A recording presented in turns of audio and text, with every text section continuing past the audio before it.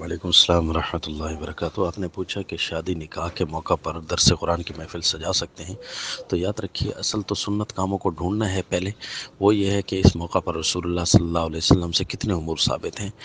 نکاح کے موقع پر جو ہے دو کام، ایک اعلان نکاح یعنی محفل نکاح ہو جائے، بے شک اس کا اعلان ہو جائے، اور دوسری چیز ولیمہ ہے۔ دو کام ہمیں اس اسلامی تقریب میں ملتے ہیں۔ اس کے علاوہ جو ہے اور کوئی کام بطور سنت کے یعنی رواج کے طور پر، جس کو سنت کا رواج کہتے ہیں، سنت کے رواج کے طور پر نہیں ملتا۔ یہ خصوصی طور پر جو نکاح میں چھوارے وغیرہ یا مٹھائی وغیرہ تقسیم کی جاتی ہے، یہ بھی نکاح کا شرعی حصہ نہیں ہے۔ ویسے مہمانوں کے لیے ہر وقت آپ جو ہے اچھی چیزوں کا انتظام کریں، کھلائیں پلائیں، لیکن اسے محفل نکاح کا حصہ نہیں بنانا چاہیے۔ وہاں پر جو تقسیم شروع ہو جاتی ہے، یہ باقاعدہ طور پر حصہ نہیں ہے۔ یعنی شریعت اسلامیہ میں شادی کے موقع پر یہ دو کام، ایک نکاح کرنا اور دوسرا ولیمہ کرنا، یہ دو کام، تیسری چیز ہمیں مل نہیں رہی کوئی بھی چیز۔ تو اس درس قرآن یہ بائی چانس ہو جائے تو یہ تو ہر وقت کی چیز ہے، یہ تعلیم و تعلم ہے، یہ تو اسلام کے اسپیشل احکام میں سے ہے، یہ تو صبح شام یہی کام کرنا چاہیے۔ لیکن اسپیشل اگر ایک چیز کے لیے باقاعدہ حصہ بنانا شروع ہو جائے، تو آج کل اس طرح ہو رہا ہے، تھوڑا بہت درس قرآن چل رہے ہیں، تو یہ کہیں بعد میں مستقل سنت نکاح نہ بن جائے۔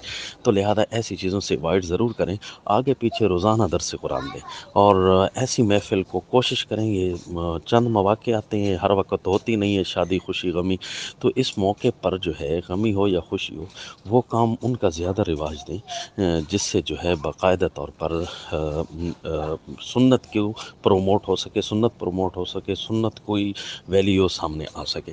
ہم کسی موقع پر بائی چانس جمع ہو جاتے ہیں ولیمے پر، تو ساتھی کہتے ہیں درس قرآن دے دیں، تو دے بھی دیتے ہیں، اور کسی کو مشورہ بھی دیتے ہیں کہ پچھلی شادی پر بھی ایک آدھ درس قرآن ہو گیا تھا، لہذا اس شادی پر یہ کام نہ کریں، تاکہ جو ہے نا یہ مستقل طور پر ابتدا میں سارے نیک جذبے سے اور خوشی سے کریں گے، لیکن بعد میں جا کر اس کو پیچھے کرنا مشکل ہو جائے گا۔ جس طرح کہ جنازہ کے اوپر تقاریر کرنا، یہ مستقل جنازے کا حصہ نہیں تھا، لیکن آہستہ کسی نے جو ہے نا نصیحت کے کلمات دیکھے، بھائی لوگ آ رہے ہیں، وقت ہے تھوڑا سا، تو چلو نصیحت کے کلمات کہہ لیں، تو یہ کوئی بدعت نہیں بن سکتا تھا۔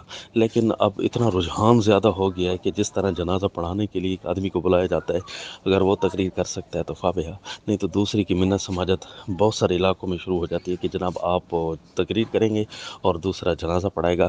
یوں کرتے کراتے کام ایک مستقل سنت بن جائے گا۔ لہذا ہم کہتے ہیں تقریریں یا بیان یا نصیحت کرنا جنازہ کے موقع پر بدعت تو نہیں تھا، لیکن اب رواج اتنا زیادہ ہو گیا ہے کہ اب ایک قدم پیچھے ہٹیں، کیونکہ اصل مقصد ہمارا کسی بھی خوشی غمی کی محفل میں سنت کو رواج دینے کا ہے۔